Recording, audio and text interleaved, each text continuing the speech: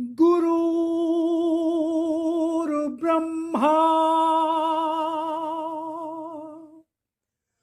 गुरुर्विष्णु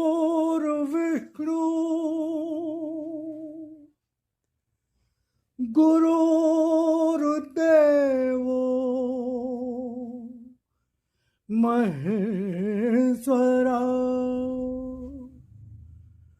गुरुर्साक्षात् परब्रह्म तस्मै श्री गुरुवे नमः।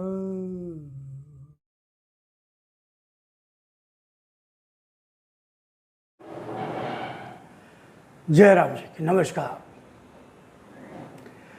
आशा करता हूँ ईश्वर कृपा से आप सब परिवार सब कुशल होंगे। तो आज हम भगवत चर्चा करेंगे। सद्गुरु वचन हमारे सद्गुरुदेव ब्रह्मलीन परम पूज्य श्री चंद्रभूषण अवस्थी जी। तो मैंने उनको कुछ वाक्यों का संग्रह किया, सदवाक्यों का। तो उनमें से गुरुदेव ने कहा कि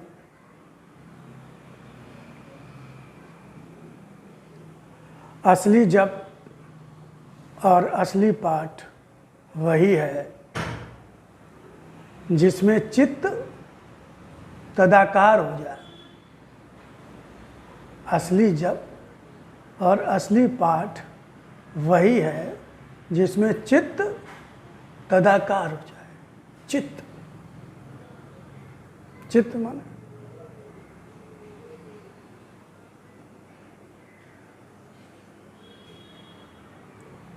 सारी वृत्तियां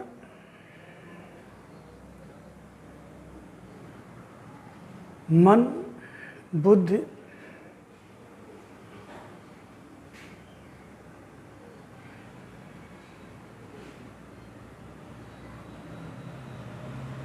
मन से अर्थ ले सकते हैं तो मन, बुद्धि, चित्त, अहंकार। चित्त यहाँ पे ज्ञान का प्रतीक है। तो ज्ञान, विचार सब मन में रहते हैं। यानी कि मन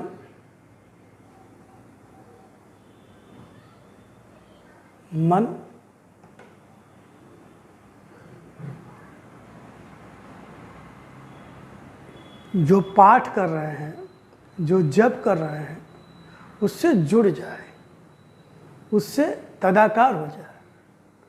ऐसा नहीं है कि जाप चल रहा है, हम राम नाम का जप कर रहे हैं या हरे कृष्ण हरे राम हरे कृष्ण हरे राम या जो भी जाप कर रहे हैं, तो वो एक यंत्रवत चल रहा है, लेकिन मन इधर उधर भाग रहा है। मन कभी परिवार में जा रहा है, कभी ऑफिस में जा रहा है, कहीं दुकान पे जा रहा है, कहीं दुनिया में बहुत से उसके कार्य क्षेत्र हो सकते हैं, आकर्षण के क्षेत्र हो सकते हैं, आकर्षण के विषय हो सकते हैं, जहाँ मन भागता रहता है और पाठ भी चलता रहता है। कब पाठ पूरा हो गया पता ही नहीं चला। होता है, सबके साथ होता है। हम तो समझते हैं कि लगभग 95%, 98% लोगों के साथ ऐसा ही होता है। 1-1.5% जो साधक हैं, जो वाकई पाठ और वो करते हैं, तो 1%, 1.5% लोग ही ऐसे होते हैं कि जो कि पूरी तरह से डूब जाते हैं पाठ में या जप में। और तभी उस जप का और पाठ का पूरा फ़ायदा मिल पाता है, तो वो भी 1-1.5%। क्योंकि देखिए, सफलता का, सक्सेस का परसेंटेज हमेशा 1.5-2% ही रहा, 1 से 2% रहा। 100 में से एक आध आदमी, 1 से 2 आदमी ही, वो चाहे वो संसारी क्षेत्र हो, चाहे वो आध्यात्मिक क्षेत्र हो। जहाँ तक मैं समझ पाया हूँ, मैंने देखा, सुना, पढ़ा और समझा है कि परसेंटेज सफलता पाने वालों का, चाहे सांसारिक उपलब्धियाँ हो या आध्यात्मिक उपलब्धियाँ हो, उसमें परसेंटेज 1-1.5%, 2% या कहो इससे भी कम। आध्यात्मिक में तो और ज़्यादा, आध्यात्मिक में तो और ज़्यादा, कम कम परसेंटेज होता है, कम परसेंटेज होता है।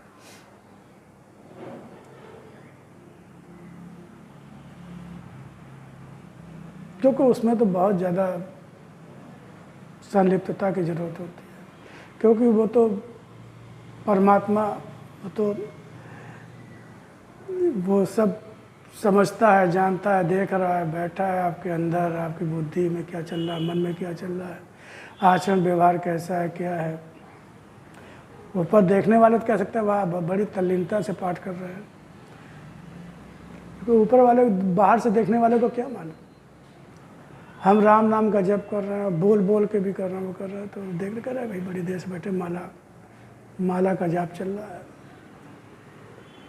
तो कर रहे हैं हाँ भाई। लेकिन परमात्मा जानता है, परमात्मा को धोखा नहीं दे सकते आप।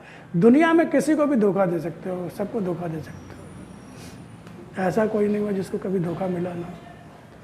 शायद ही मैं दुनिया में नहीं समझता कि दुनिया में शायद कोई ऐसा व्यक्ति होगा ढूंढने में जो कहे कि मुझे कभी कोई धोखा दे नहीं पाया, मुझे धोखा नहीं मिला।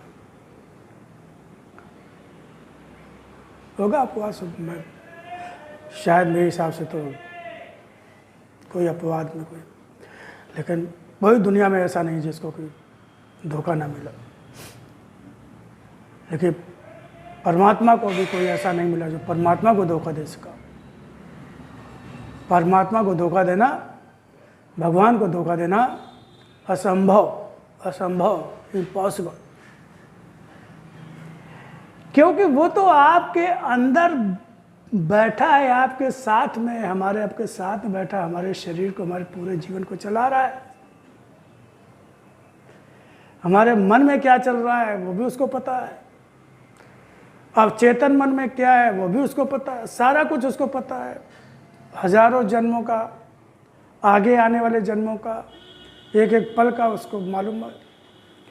उसको नहीं धोखा दे सकता,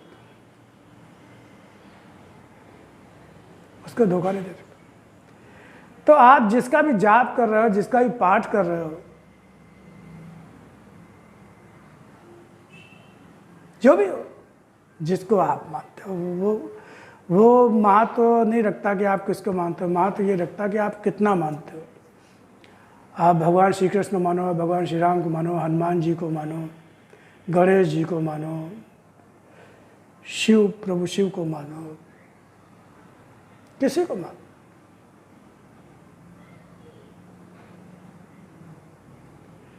सब एक ही है, सारे रूप उसी परमात्मा के, परमात्मा शक्ति जो परब्रह्म परमात्मा, उसी के सारे रूप।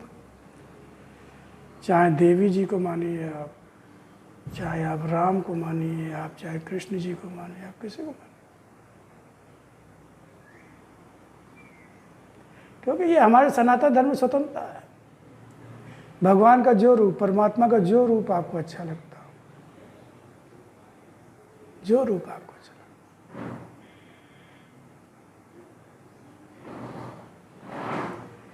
और जो सच्चा भक्त होता है वो भेद भी नहीं करता। सच्चा भक्त भेद भी नहीं करता, ना राम में, ना कृष्ण में, ना शिव में, ना गणेश जी में। क्योंकि भक्त मतलब ज्ञानी। बिना ज्ञान के भक्ति कहाँ हो पाएगी। अगर आपको अपने आराध्य का, परमात्मा का, भगवान का ही ज्ञान नहीं, उसके स्वरूप का ही ज्ञान नहीं है, तो आप भक्ति कहाँ से कर पाओगे। कभी किसी रूप का अपमान नहीं करता कि राम बड़े और कृष्ण छोटे, कृष्ण बड़े और राम छोटे, और शिव, मैं शिव को नहीं मानता, मैं गणेश जी को। ये सब भक्त की भाषा ही नहीं होती। भले ही एक रूप को मानता है, राम को मानने वाला राम की पूजा राधा सबको, लेकिन कृष्ण का कभी अपमान कर ही नहीं सकता, असंभव। तो वो जानता है मेरे राम ही कृष्ण है और कृष्ण ही मेरे राम।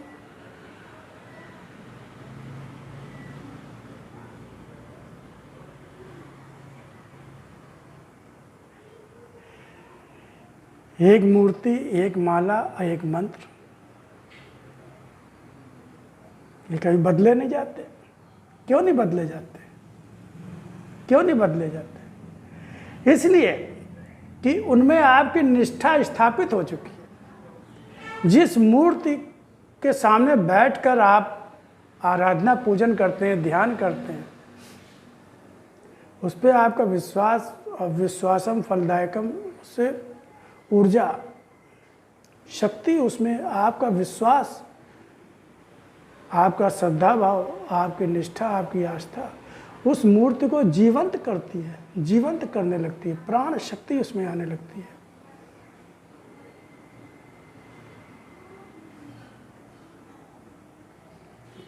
भगवान तो कण कण में है, भगवान तो कण कण में है, और उन्हीं कणों से तो वो मूर्ति बनी।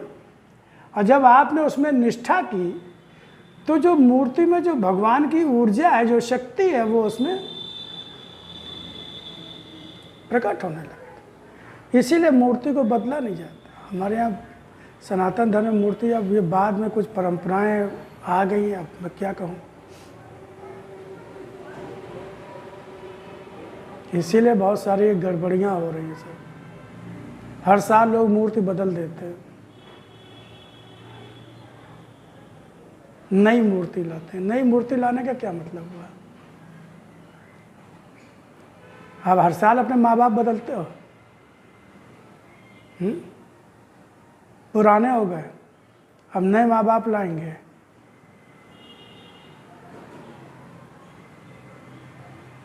जब आप माँ बाप नहीं बदल सकते तो जिसको आपने स्वामी और अपना भगवान मान के, आराध्य मान के, जिस मूर्ति के सामने बैठ के आपने पूजा की, उसको आप साल भर बाद बदल देंगे उसको।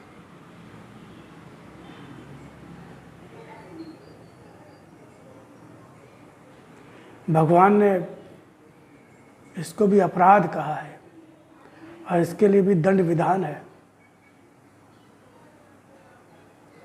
ये मूर्ति, माला और मंत्र, जिस माला से हम जप करते हैं, माला से जप करते हैं, उसमें ऊर्जा संग्रहित होने लगती है, प्रभावशाली होने लगती है वो माला। मंत्र, जिस मंत्र का आप जाप करते हैं, वो मंत्र प्रभावी होने लगता है।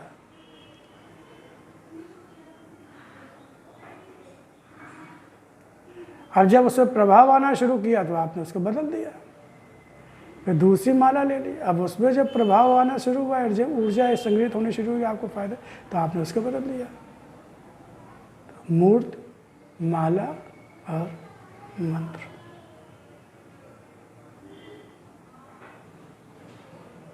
एक है साध है सब सद है, सब साध है सब जय।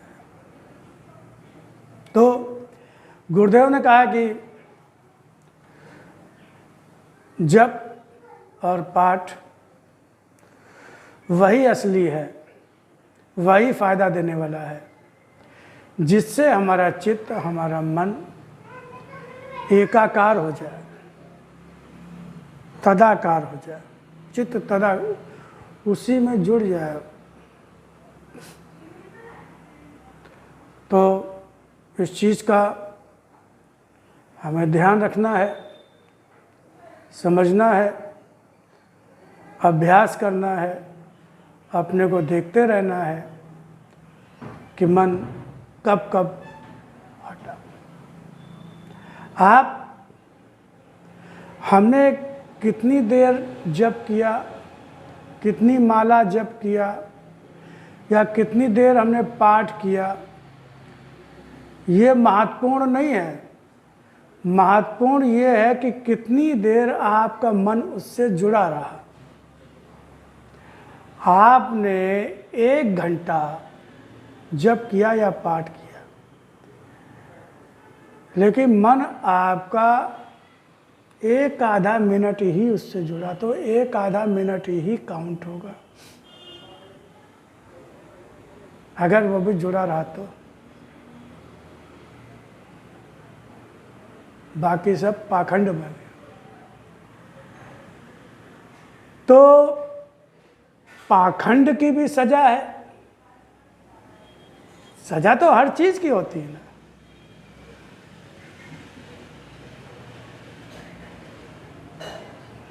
अगर पुरस्कार है तो सजा भी है।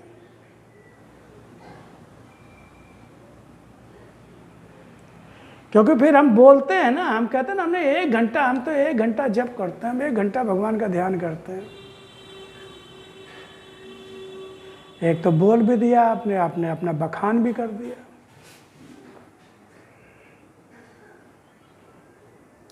अब लोग आपको भक्त मानने लगे, आपका सम्मान करने लगे कि आप तो पाखंडी हो, 1 घंटा तो जप नहीं करते, क्योंकि आपका तो 1 घंटा जो जप के दौरान मन पता नहीं कहाँ कहाँ भागता है, कहाँ कहाँ जाता है, क्या क्या सुनता, क्या क्या करता, क्या क्या देखता। और फिर उसी हिसाब से आप कर्म करते हो दिन भर। तो ये भगवान को धोखा देना हुआ ना, लोगों को धोखा देना हुआ। क्योंकि अगर मन सच में पाठ से जुड़ जाए, जब से जुड़ जाए, तो आपके विचार, आपके क्रियाकलाप, आपके कर्म सुधरने लगेंगे, बदलने लगेंगे। आप भक्त जैसे जीवन में दिखाई देने लगेंगे, मतलब कार्य आचरण व्यवहार में दिखाई देने लगेंगे, भक्त हो जाएंगे। खाली आपका ऊपरी आवरण ही भक्तों जैसा नहीं होगा, आपका आचरण भी, मन वचन कर्म में भी भक्ति आ जाएगी। अगर सच में आप पाठ से जुड़ने लगेंगे, जप से जुड़ने लगेंगे, मन को एक रूप करने लगेंगे, अपना ध्यान फोकस आपका रहेगा तो। लेकिन अगर ऐसा नहीं है तो अहंकार बढ़ेगा। क्या बढ़ेगा? अहंकार बढ़ेगा, अज्ञान बढ़ेगा, कर्म बिगड़ेंगे, फिर आप नास्तिकता की ओर बढ़ेंगे। किसी ने कहा, कोई संत थे,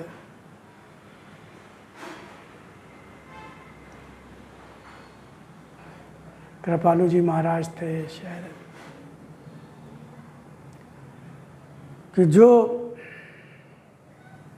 सांसारिक कामना लेकर भगवान की भक्ति करता है, अपने को आस्तिक कहता है, वो एक ना एक दिन नास्तिक जरूर बनेगा।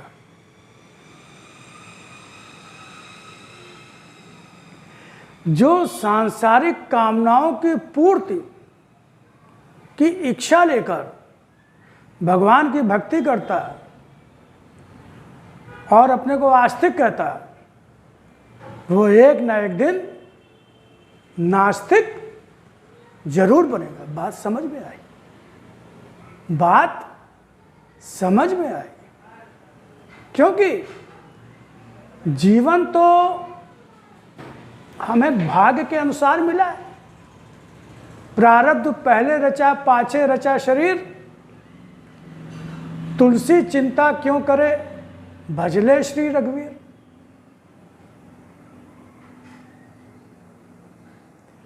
कर्म प्रधान विश्व रच राखा, जो जस करहि सो तस फल चाखा। तो भाई अपने कर्मानुसार तुम जीवन लेके आए हो, सुख दुख लेके आए हो, क्या मिलेगा क्या नहीं मिलेगा ये तुम पहले ही अपने कर्मों से तय कर चुके हो। अब तुम भक्ति करने लगे हो तो अब तुम्हारा वो कर्म फल बदल थोड़ी जाएगा। कर्मों का विधान जो भगवान ने तय कर दिया भाग रूप में, वो बदल थोड़ी जाएगा। तब तुम्हारे अंदर निराशा पैदा होगी, भगवान के प्रति निराशा आएगी कि लो हम तो इतनी भक्ति कर रहे हैं, इतनी पूजा कर रहे हैं, रोज मंदिर जा रहे हैं, इतना प्रसाद चढ़ा रहे हैं, ये कर रहे हैं, वो कर रहे हैं, और हमारा लड़का IAS नहीं बना, हमारा मकान नहीं बना, हम बेटी की शादी नहीं कर पा रहे, हमारी बीमारी दूर नहीं हो रही, हम लखपति करोड़पति नहीं बन पा रहे। तो भक्ति करने से फ़ायदा क्या? कहते हैं लोग, अरे जब दुख ही झेलने हैं तो भगवान की भक्ति करने से क्या फ़ायदा? जब कर्मों का फल भोगना ही है तो भगवान की भक्ति करने से क्या फ़ायदा? कहते हैं कि नहीं कहते हैं लोग? तो तुम भक्त कभी थे ही नहीं, तुम भक्त कभी थे ही नहीं। भक्त जो भगवान को ही चाहता हो, एकमात्र भगवान को चाहता हो, एकमात्र भगवान को पाने के लिए भक्ति करता है वही सच्चा भक्त है। भगवान उसी को स्वीकारते भी हैं, उसी को अपने चरणों में स्थान भी देते हैं। जो सांसारिक उपलब्धियों के लिए, सांसारिक दुख कष्ट के लिए जो भगवान की भक्ति करता है, ठीक है, उसका विश्वास बनाए रखने के लिए वो उसको एक दो इच्छाएं पूरी भी करते हैं, उसको आराम भी देते हैं, उसके दुख कष्ट भी दूर करते हैं। लेकिन इसलिए कि उसको पहचान हो जाए और फिर सच्चे मन से जुड़ सके। लेकिन जो संसार से तो वो तो पाखंड करते हैं, वो तो दिखावा करते हैं, वो सच्चे मन से कभी जुड़ ही नहीं पाते। तो फिर वो नास्तिक। हाँ, सामाजिक मर्यादा के लिए, दिखावे के लिए कुछ करते रहें तो चर्चा हो रही थी, भगवत चर्चा हो रही थी कि गुरुदेव ने कहा कि नाम जप या पाठ तभी सफल होगा, तभी उसका सही परिणाम मिलेगा जब चित्त तदाकार हो जाए, मन उसी से पूरी तरह से जुड़ जाए। तो हम इस बात का ध्यान रखेंगे, पूरा अभ्यास करेंगे, ध्यान रखेंगे, उस पर निगाह रखेंगे, नज़र रखेंगे कि कब कब मन भगवान से। तो इसके बारे में मैंने सुना, मैं बता देता हूँ, मैं सुनता रहता हूँ, कभी अगर टीवी पे कोई चीज़ चला है तो वो भी शायद कृपालु जी महाराज ने कहा कि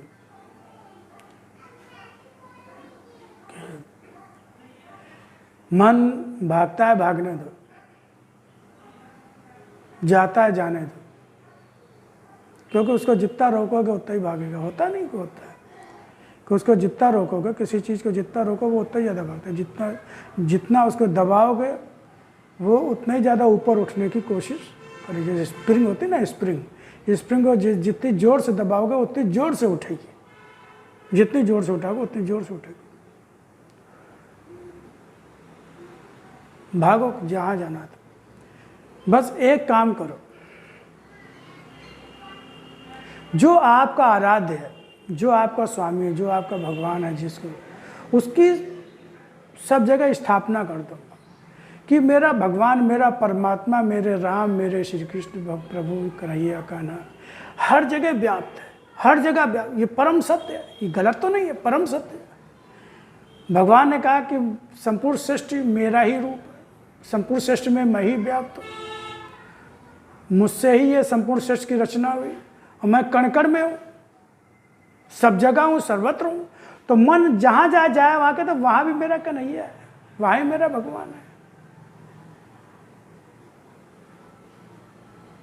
मन दुकान, अच्छा दुकान में, अरे वाह कान्हा, दुकान में, ठीक ठीक ठीक, दुकान में भी मेरा परमात्मा है ना, दुकान में भी मेरा भगवान है ना। अरे रावण और कंस ने तो शत्रुता की, शत्रु भाव से देखा राम को, कृष्ण को।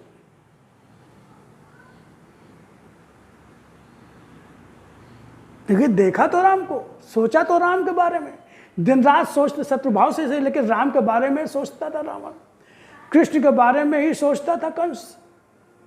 तो उसे राम और कृष्ण की उपलब्धि हुई, वो एक अलग बात है जिस भाव से उपलब्धि, लेकिन कल्याण तो हुआ, परम कल्याण हुआ उसका। जहां जहां मन जाए वहां वहां अपने आराध्य की स्थापना कर दो, आराध्य की उपस्थिति को देखो कि यहां भी मेरा कान्हा है, यहां भी मेरा कन्हैया है, यहां भी मेरा राम है, यहां भी मेरा शिव है, यहां भी मेरी माँ है, दुर्गा है। क्योंकि जब वो सर्वत्र व्याप्त है, सब जगह है, सब में है, सब कुछ उसी से है, सब जगह वही है, तो जहां मन गया है क्या वहां वो नहीं है?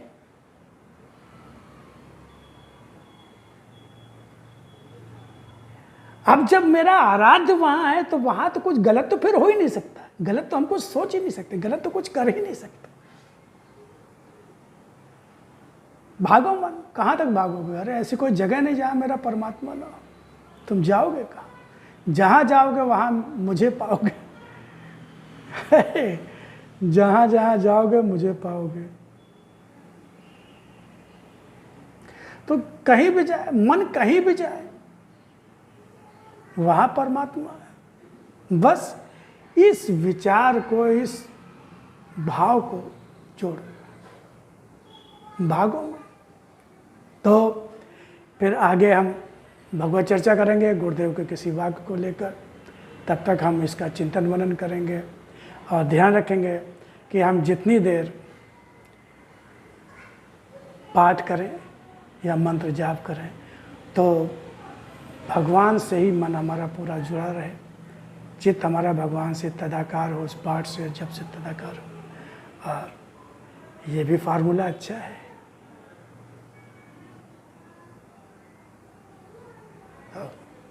फिर भगवत चर्चा हेतु उपस्थित होंगे। तब तक के लिए जय राम जी की। परम पूज्य गुरुदेव को श्री चरणों कोटि से नमन और प्रार्थना है परम गुरुदेव से कि हमें अपने शरणागत दे, सद्बुद्धि दे, भगवत बुद्धि दे और हमारी बुद्धि को, हमारे मन को, चित्त को, कर्मों को अपनी ओर ले चलें, भगवान की ओर ले चलें।